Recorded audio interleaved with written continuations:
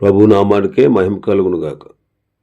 కూడి వచ్చిన మీ అందరికీ కర్మల ఆత్మీయ సహవాస సంఘ విశ్వాసులందరికీ మన ప్రభువును ఆయన ప్రియ కుమారుడునైన యేసుక్రీస్తు వారి శ్రేష్టమైన నామంలో శుభములు మరియు అందరికీ వందనాలండి.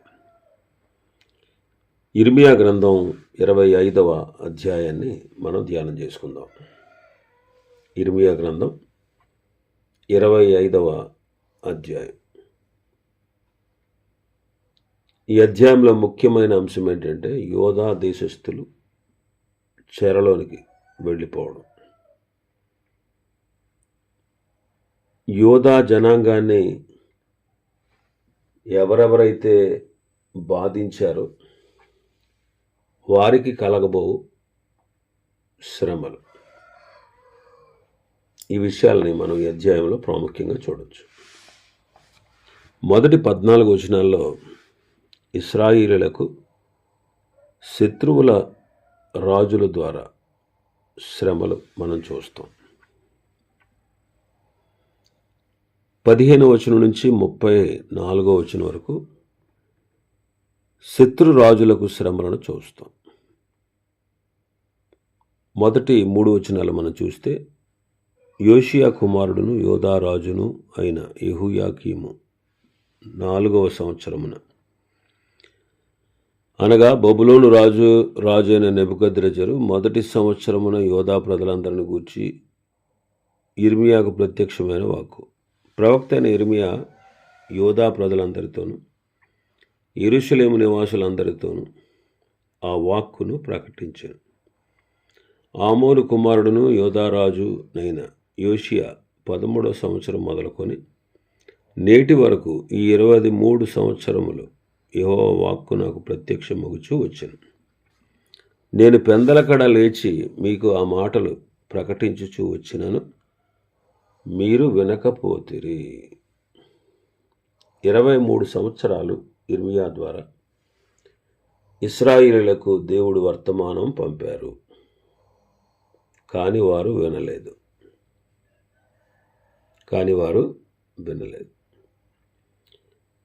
విమోచకుడైన యేసుక్రీస్తు వారు వచ్చి సిలువలో పాపుల కొరకు రక్షణ కార్యాన్ని సిద్ధపరిచి ఆయన పరలోకానికి వెళ్ళిన నాటి నుండి నేటికి 2025 సంవత్సరాలు, దాదాపుగా 2000 సంవత్సరాలు అయ్యింది. కానీ ఈ విలువైనటువంటి వర్తమానం ఇంకా నశించిపోతున్న లోకానికి అందలేదు.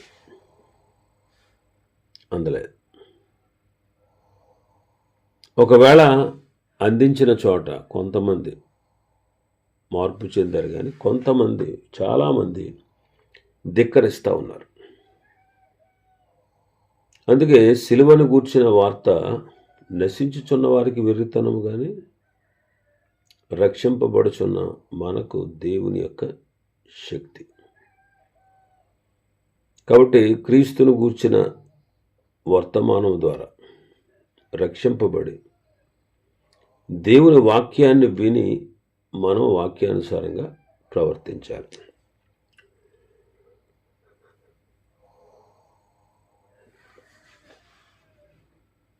దేవుని వాక్యాన్ని విని విశ్వసించి రక్షణ పొందడమే కాకుండా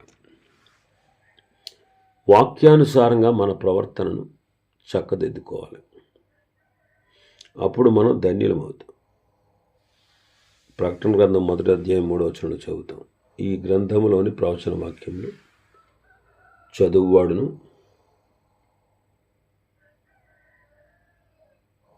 వాటిని వినువాడు గైకొనువాడు ధన్యులు అంటారు. చదివినవాడు, వినేవాడు. చదివేవాడు చదవాలి, వినేవాడు వినాలి. ఇద్దరు దాని ప్రకారం నడవాలి. అప్పుడు మనం ధన్యులమవుతాం. 4వ వచనం నుంచి 6వ వచనం వరకు మన భాగంలో చూస్తే 4వ వచనం, మీ చేతి పనుల వలన నాకు కోపం పుట్టించకుండానట్లును నేను మీకు ఏ బాధయో కలుగు చేయకుండానట్లును అన్య దేవతలను అనుసరించుటయు వాటిని పూజించుటయు వాటికి నమస్కారం చేయుటయు మాని మీరందరూ మీ చెడ్డ మార్గమును మీ దుష్టక్రియలను విడిచిపెట్టి తిరిగిన ఎడల యెహోవా మీకును మీ పితరులకును నిత్య నివాసముగా దయచేసిన దేశంలో మీరు నివసింతులని చెప్పుటకై యెహోవా పెందలగడ లేచి ప్రవక్తలైన తన సేవకులందరినీ మీ వద్దకు పంపుచూ వచ్చినను మీరు వినకపోతిరి, వినుటకు మీరు చెవియొగ్గకుండిరి. మీరు వినలేదు, వినుటకు చెవియొగ్గలేదు అంట. ఇక్కడ గ్రహించాల్సినటువంటి విషయం ఏంటంటే, వారి చేతి పనుల వలన దేవునికి కోపం పుట్టిస్తున్నారు. నేను మీకు బాధ కలగజేయకుండా ఉండాలంటే అన్య దేవతలను అనుసరించడం మానాలి, వాటిని పూజించడం మానాలి, వాటికి నమస్కారం చేయటం మానాలి, చెడ్డ మార్గాన్ని దుష్టక్రియలను విడిచిపెట్టాలి. అప్పుడు దేవుడు మీకు మీ పితరులకు నిత్య నివాసంగా దయచేసిన దేశంలో మీరు నివసిస్తారు అని చెప్పడానికై దేవుడు పెందలగడ లేచి ప్రవక్తలను తన సేవకులందరినీ పంపుతూ వచ్చాడు. అయినా వినలేదు, వినుటకు చెవియొగ్గకుండే.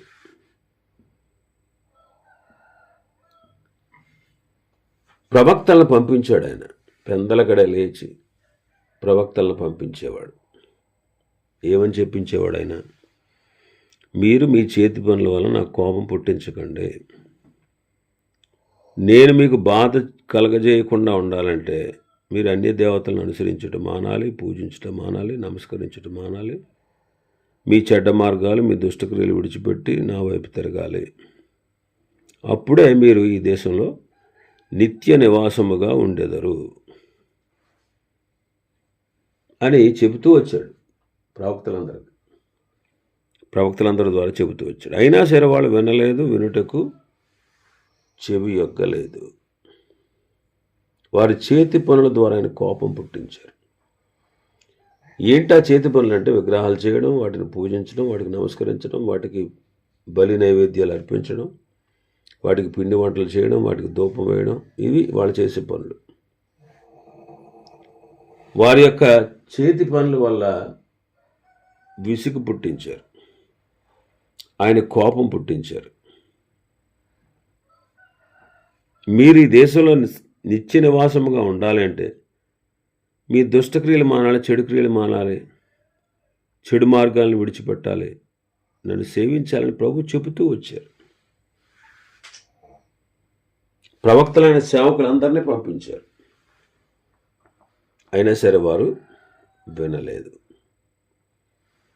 వారు చెడు మార్గాలు విడాలి, దుష్టక్రియలు విడవాలి అని చెప్పారు.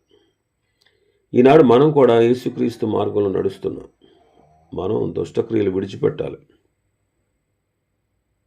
దుష్టక్రియలు విడిచిపెట్టాలి, చెడు నడవడి విడిచిపెట్టాలి, వాక్యానుసారంగా జీవించాలి. ఇంకా వాళ్ళు ప్రభువు తట్టు తిరగాలి. ఈనాడు మనకు కూడా మారు మనసు అవసరం. ఇశ్రాయేలీయులు సరిగా ఉంటే వారి దేశంలోనే ఉండేవారు, కానీ వారు సరిగా లేరు. కాబట్టి బాధ కలుగుటకై 7వ వచనంలో మీకు బాధ కలుగుటకై మీ చేతి పనుల వల్ల నా కోపం పుట్టించి మీరు నా మాట ఆలకించలేదు అని ప్రభు సెలవిస్తున్నాడు. చెవియొగ్గలేదంట, వినలేదంట, వినుటకు చెవియొగ్గలేదు, ఆలకించలేదు. అరే మీకు బాధ కలుగుద్దిరా బాబు, మీరు మీ చేతి పనుల వల్ల నాకు కోపం పుట్టిస్తున్నారు, మీరు నా మాట ఆలకించట్లేదని వారికి చెబుతూ వచ్చాడు ప్రభు. ప్రవక్తలను పంపుచూ వచ్చాడు. పెందలగడే లేపి ప్రవక్తలను పంపారు. ఇర్మియా కూడా 23 సంవత్సరాలుగా ఇర్మియా కూడా వారికి ప్రకటిస్తూ వచ్చాడు. 23 సంవత్సరాలుగా. అందుకే 8-9 వచనాల్లో మనం చూస్తే సైన్యములకు అధిపతి యెహోవా ఇలాగ సెలవిస్తున్నాడు, మీరు నా మాటలను ఆలకింపకపోతే గనుక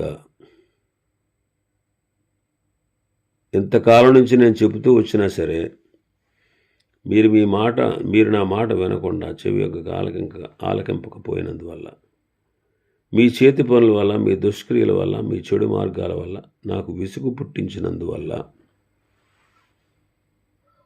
నేను ఉత్తర దేశంలో ఉన్న సర్వజనులను, నా సేవకుడైన నెబుకద్రెజరును పిలువనంపించుచున్నాను. ఈ దేశం మీదకి, దీని నివాసుల మీదకి, చుట్టూనున్న ఈ జనులందరి మీదకి వారిని రప్పించుచున్నాను.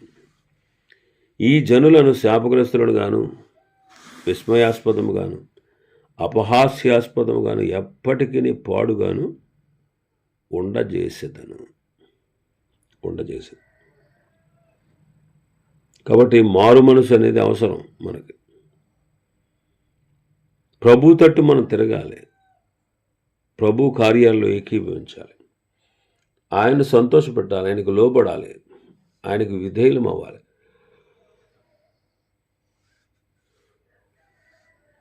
రక్షణ పొందడంతోనే సరిపెట్టుకోకూడదు. భక్తుల వలె ప్రభువుకి ఇష్టలుగా మనం మార్చబడాలి. కానీ వీళ్ళు వినలేదు. అందుకే దేవుడు ఈ దేశ నివాసులందరి మీదకి నెబుకద్రెజరు అనే నా సేవకుడు, నేను ఏర్పాటు చేసుకున్నవాడు, అతన్ని రప్పిస్తాను. ఈ జనులు శాపగ్రస్తులుగాను, విస్మయాస్పదంగాను, అపహాస్యాస్పదముగాను, ఎప్పటికీ పాడుగాను ఉండజేస్తాను. ఇంకా 10వ వచనం చూస్తే సంతోషనాదం ఉండదు, ఉల్లాస శబ్దం, పెండ్లి కుమారుని స్వరం, పెండ్లి కుమార్తె స్వరం, తిరగటి రాళ్ల ధ్వని, దీపకాంతి వారిలో ఉండకుండా చేసేదను. ఈ దేశమంతా పాడుగాను నిర్జనముగాను ఉండును. 70 సంవత్సరాలు బబులోను రాజుకు వీళ్ళ దాసులుగా ఉంటారు. 70 సంవత్సరాలు. ఇది దేవుని యొక్క వాక్కు. 70 సంవత్సరాలు గడిచిన తర్వాత వారి దోషమును బట్టి నేను బబులోను రాజును, ఆ జనులను, కల్దీయుల దేశమును శిక్షింతును అంట.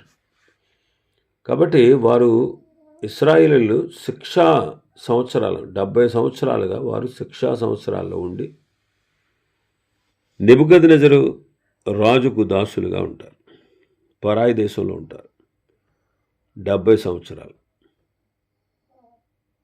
మరి వాళ్ళ తప్పులు ఒప్పుకుంటే ప్రభు వారిని కనికరించేవాడే, కానీ వారు సరిచేసుకోలేదు. ఎన్నిసార్లు చెప్పినా, పెందలకడ లేచి ఆయన ప్రవక్తను పంపుచూ చెబుతూ వచ్చినా వారు వినలేదు. అందువల్ల ఈ శిక్ష వారి మీదకి రప్పించబోతున్నాడు. కాబట్టి వాళ్ళు 70 సంవత్సరాలు వారు చెరలో ఉంటారు. వారి శిక్షా సంవత్సరాల్లో వారి తప్పులు వారు ఒప్పుకొని సరైన విధానంలోకి వస్తే వారిని ఆదరించేవాడు ఆయన. కాబట్టి మనం కూడా దేవుణ్ణి ప్రేమించాలి. ఆయనే నిజమైన దేవుడని తెలుసుకున్నాం. ఆయన ఇచ్చిన రక్షణ ఉచితంగా కృప ద్వారా పొందాం, రక్షింపబడ్డాం, పరలోక రాజ్య వారసులమయ్యాం. ప్రభు మన కోసం ఎంతో త్యాగం చేశారు. ఈ సత్యాన్ని మనకు తెలుసు. ఈ సత్యాన్ని తెలుసుకున్నటువంటి మనం ఆయనకు మరింత విధేయులమై, ఆయన మరింతగా ప్రేమిస్తూ ఆయన సంతోషపెట్టేవారుగా మనం ఉండాలి. ఇంకా మనం చూస్తే 15వ వచనం నుంచి 34వ వచనం వరకు శత్రురాజులకు శ్రమలు. 12వ వచనం చదివితే యెహోవా వాక్కు ఇదే, నెమ్మది 70 సంవత్సరాలు గడిచిన తర్వాత వారి దోషములను బట్టి నేను బబులోను రాజును, ఆ జనులను, కల్దీయుల దేశమును శిక్షింతును. ఆ దేశం ఎప్పుడు పాడుగా ఉండినట్లు నియమితును. నేను ఆ దేశమును గూర్చి సెలవిచ్చిన మాటలన్నీ కూడా ఇర్మియా ఈ జనములన్నిటిని గూర్చి ప్రకటింపగా ఈ గ్రంథంలో వ్రాయబడిందంతయు ఆ దేశం మీదకి రప్పించదు. ఏమి రాయబడింది? వారి క్రియలను బట్టి, వారి చేతి కార్యములను బట్టి వారికి ప్రతీకారం చేయనట్లు అనేక జనములను, మహారాజులను వారి చేత సేవ చేయించుకుందరు. అనేక జనములను, మహారాజులను వారి చేత సేవ చేయించుకుంటారు. ఇంకా 15వ వచనం నుంచి చూస్తే, ఇశ్రాయేలు దేవుడని యెహోవా నాకు ఇలాగూ సెలవిస్తున్నాడు, నీవు ఈ క్రోధపు మద్యపాత్రను నా చేతిలో నుండి తీసుకుని నేను నిన్ను పంపుచున్న జనములన్నిటికీ దాన్ని త్రాగించు. వారు దాన్ని త్రాగి సొక్కి సోలుచు నేను వారి మీద పంపుచున్న ఖడ్గమును బట్టి వెర్రివాణ్ణి రగుదురు. అంతటా యెహోవా చేతిలో నుండి నేను ఆ పాత్రను తీసుకొని యెహోవా నుండి పంపిన జనములన్నిటికీ దాన్ని త్రాగించితిని.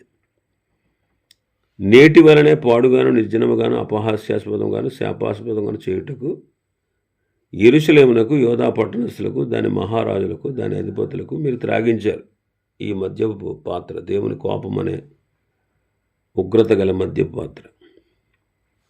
కాబట్టి ఐగుప్తు రాజు అయినటువంటి ఫరోకు, అతని దాసులకు, అతని ప్రధానులకు, అతని జనులందరకు, సమస్తమైన మిశ్రిత జనులకు, ఊజు దేశపు రాజులకు, ఫిలిస్తీన్ల దేశపు రాజులను, అష్కెలోనును, గాజా, ఎక్రోను, అష్టోదు, అందులో ఉన్న శేషపు వారు, ఈదోమీయులు, మోయాబీలు, అమ్మోనీయులు, తూరు రాజులు, సీదోను రాజులు, సముద్రపు ఆవులు ఉన్నటువంటి ద్వీపపు రాజులు, దదానీయులు, తేమానీయులు, బూజీయులు, గడ్డపు ప్రక్కల కత్తిరించుకుని వారందరూ, అరబ్ దేశపు రాజులందరూ, అరణ్యములో నివసించి మిశ్రిత జన రాజులందరూ, జింబ్రీ రాజులందరూ, ఏలాం రాజులందరూ, మాదీల రాజులందరూ, సమీపమున ఉన్నవారేమి, దూరమున ఉన్నవారేమి, ఉత్తర దేశంలో రాజులందరూ, భూమి మీద ఉన్న రాజ్యములన్నీ దానిలోని త్రాగుదురు. శేషకు రాజు వారి తర్వాత త్రాగును. నీవు వారితో ఇలా చెప్పు, ఇశ్రాయేలు దేవుడు సైన్యముల అధిపతి యెహోవా ఇలాగ సెలవిస్తున్నాడు, నేను మీ మీదకు పంపబోయే యుద్ధము చేత త్రాగి మత్తిల్లి కక్కుని వారి వలె ఉండి మీరు మరలా లేవకుండా పడిపోతారు. మేము త్రాగమని వారు నీ చేతిలోని పాత్రను తీసుకొని నల్లని ఎడల వారితో ఇలా చెప్పు, నీవు అవశ్యంగా దాన్ని త్రాగాలని దేవుడు సెలవిస్తున్నాడు. నా పేరు పెట్టబడిన పట్టణానికి నేను కీడు చేయ మొదలుపెట్టగా నా ప్రజలనే నేను శిక్షిస్తే మిమ్మల్ని శిక్షించకుండా ఉంటానా? కాబట్టి మీకు శిక్ష విధిస్తున్నాను. భూలోకల నివాసులందరి మీదకి నేను ఖడ్గాన్ని రప్పిస్తున్నాను. ఇదే సైన్యములకు అధిపతికి యెహోవా వాక్కు.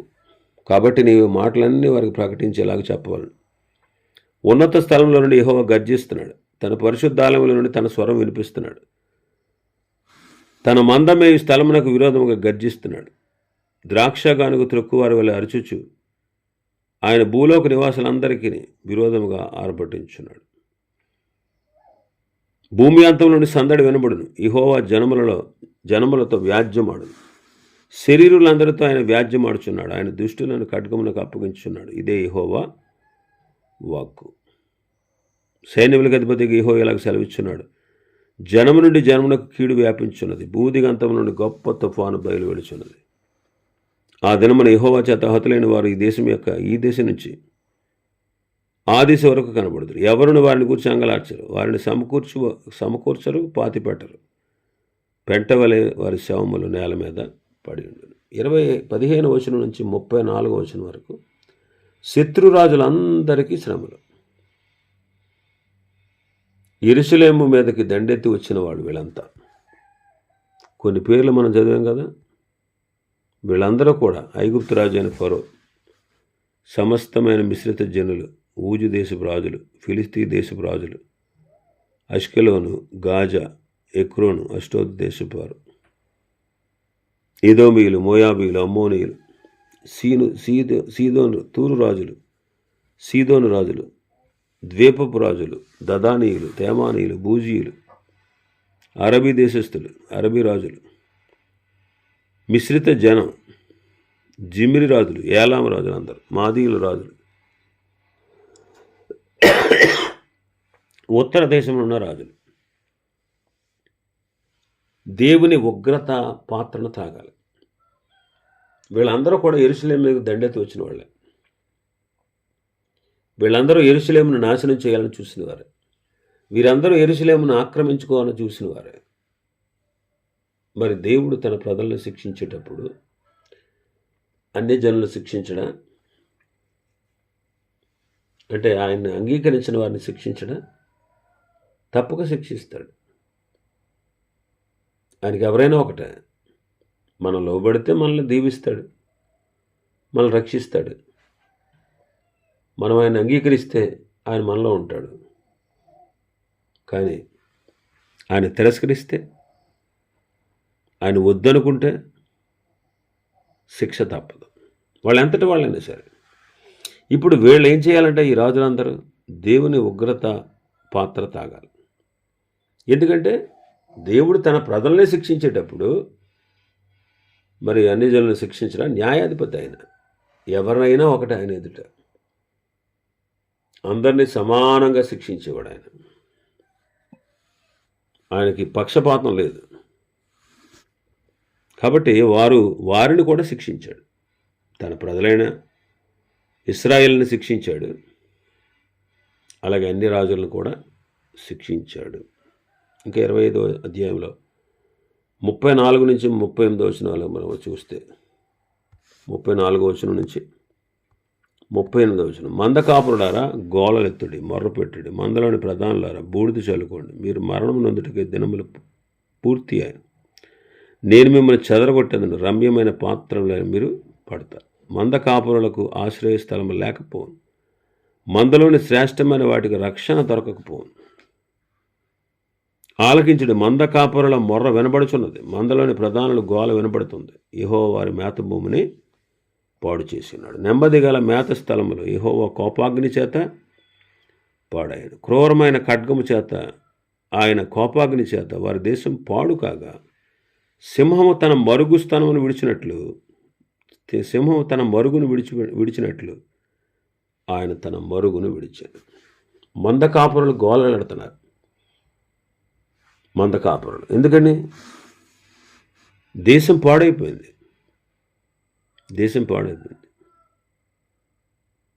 చెదరగొట్టబడ్డారు అందరూ కూడా. ఆశ్రయ స్థలం లేదు మంద కాపురులకి. మందలో శ్రేష్టమైన వాటికి రక్షణ లేకపోయింది. మందలోని ప్రధానులు గోల పడుతున్నారు. ఎందుకని? యెహోవా వారి మేత భూమిని పాడు చేశాడు. నెమ్మది గల మేత స్థలాలు యెహోవా కోపాగ్ని చేత పాడైపోయింది. మరి దేవుని మంద ఇశ్రాయేలు మాత్రమే కాదు, ప్రపంచంలో ఉన్న మానవులందరూ కూడా, మనమందరం ఆయన గొర్రెలం, ఆయన ప్రజలం, ఆయన మేపు గొర్రెలం. ఆయనే మనల్ని సృష్టించాడు.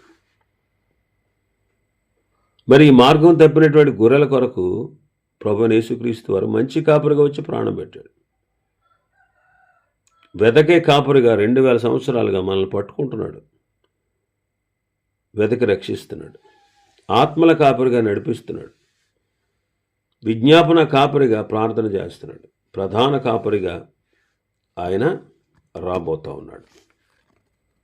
కాబట్టి క్రీస్తు యొక్క కాపురత్వం గొర్రెలకు నాశనం కలగదు, గొర్రెలకు జీవం కలుగుతుంది. కాబట్టి ఆయన కాపరి. మామూలుగా భూలోక కాపరులు తమ మందను పోషించగలిగేటువంటి శక్తి సామర్థ్యాలు వారికి పూర్తిగా లేకపోవచ్చు. కానీ మన కాపరి గొప్పవాడు. ఆయన మన కోసం ప్రాణం పెట్టాడు, తిరిగి తీసుకున్నాడు. మనల్ని వెదికి రక్షించాడు, పేరు పెట్టి మనల్ని పిలిచాడు, ఆత్మల కాపరిగా నడిపిస్తున్నాడు. మన కొరకు పరలోకంలో తండ్రి కుడిపార్శ్వం మంది విజ్ఞాపన చేస్తున్నారు. ప్రధాన కాపరిగా ఆయన మరలా తిరిగి రాబోతూ ఉన్నారు. ఇవి ఈ అధ్యాయంలో ఉన్నటువంటి విషయాలు. ప్రభు చిత్తమైతే మరొక అధ్యాయం రేపటి దినం మనం ప్రారంభించుకుందాం. దేవుడి వర్తమాన వాక్యాన్ని మన వెనుకడిలో ఆశీర్వదించును గాక. ఆమేన్.